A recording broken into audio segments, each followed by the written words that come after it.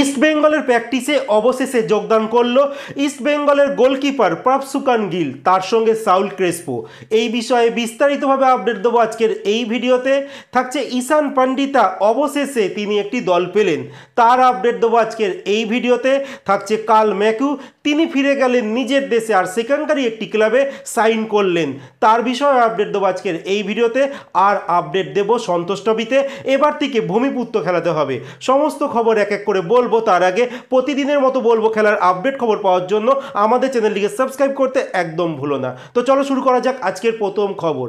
আজকের প্রথম খবরটি শুরু করছি সন্তোষ ট্রফির আপডেট নিয়ে। এই বছর সন্তোষ ট্রফি শুরু হতে চলেছে ডিসেম্বর মাসের মিডিল দিক থেকে, কারণ প্রথম দিকে কিন্তু প্রিলিমিনারি স্টেজের খেলাগুলো হবে, তারপর জানুয়ারি মাসে প্রথম সপ্তাহে কিন্তু শুরু হয়ে যাবে মূল পর্বের খেলা। আর বেঙ্গল টিম আর কেরালা টিম, যারা লাস্ট ইয়ার বেঙ্গল চ্যাম্পিয়ন আর কেরালা টিম হচ্ছে রানার্স আপ, তার জন্য এই দুই দলকে ডাইরেক্ট মূল পর্ব থেকে খেলা শুরু করতে হবে। তার সঙ্গে যে রাজ্য আয়োজক করবে তারাও কিন্তু মূল পর্ব থেকে খেলা শুরু করবে। তো মূল পর্বে 12টা দল নিয়ে হবে, যেখানে দুটো গ্রুপে ছটা ছটা করে দলকে কিন্তু ভাগ করে দেওয়া হবে।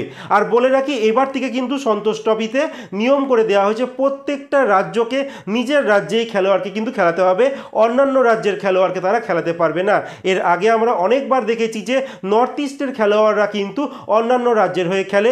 যেমন বেঙ্গল টিমের কথা যদি বলি, মনবীর সিং, মোহনবাগানের একজন খেলোয়াড়, তিনিও কিন্তু বেঙ্গল সন্তোষ টিমের হয়ে খেলেছেন, মানে বেঙ্গলের হয়ে তিনি খেলেছেন।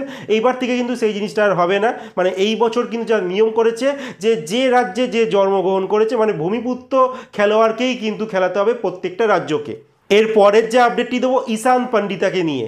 একজন উদীয়মান ফুটবলার বলা হচ্ছিল, একটা সময় বলা হচ্ছিল যে সুনীল ছেত্রীর পর হয়তো ঈশান পণ্ডিতা ভারতীয় জাতীয় দলের ফরওয়ার্ড লাইনের দায়িত্ব নিতে পারে। বাট এই মুহূর্তে এই 27 বছর বয়সে এই ফরওয়ার্ড, তার কাছে কিন্তু কোনো দল ছিল না।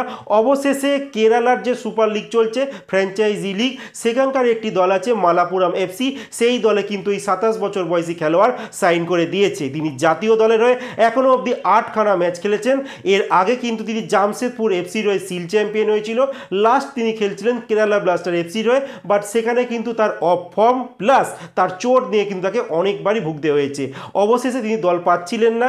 এই মুহূর্তে কিন্তু এই কেরালার যে সুপার লিগ যে চলছে, মানে একটা ফ্র্যাঞ্চাইজি লিগ, আর সেখানকারই কিন্তু একটি দল তিনি পেয়ে গেলেন, মালাপুরাম এফসি।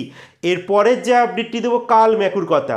যেই কার্ল ম্যাকু প্রথমে এটিকে থেকে শুরু করেছিল, তারপর এটিকে মোহনবাগান, তারপর তিনি চলে যান কিন্তু এফসি গোয়া। আর এই মুহূর্তে তার কাছে কোনো ক্লাব ছিল না।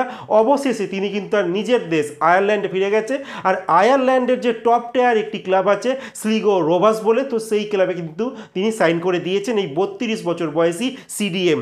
যখন তিনি ইন্ডিয়াতে এসেছিলেন, এসে কিন্তু এটিকে থেকে শুরু করেছিলেন। তার আগে কিন্তু তিনি স্কটল্যান্ডের নামী একটি ক্লাবে খেলতেন, যেই ক্লাবটির নাম হচ্ছে মাদারওয়েল। তো সেখান থেকেই কিন্তু তিনি এসছেন এই এটিকেতে। তারপর এটিকে মোহনবাগান যখন নাম পরিবর্তন হয়ে যায়, তারপর এফসি গোয়া হয়ে কিন্তু এবার ভারত থেকে তিনি নিজের দেশে আবার ফিরে গেলেন।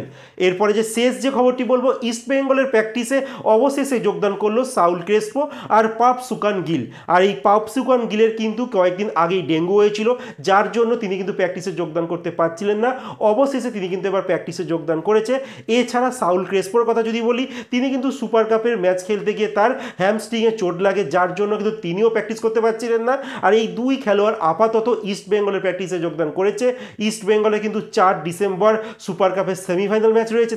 দেখা যাক তার আগে এই দুই খেলোয়াড় নিজেদের কতটা ফিট করে তুলতে পারে। যদি ঠিকঠাক করে নিজেকে ফিট করে তুলতে পারে, তাহলে হয়তো সুপার কাপে প্রথম 11তে এই খেলোয়াড়গুলো আবারও শুরু করতে পারে।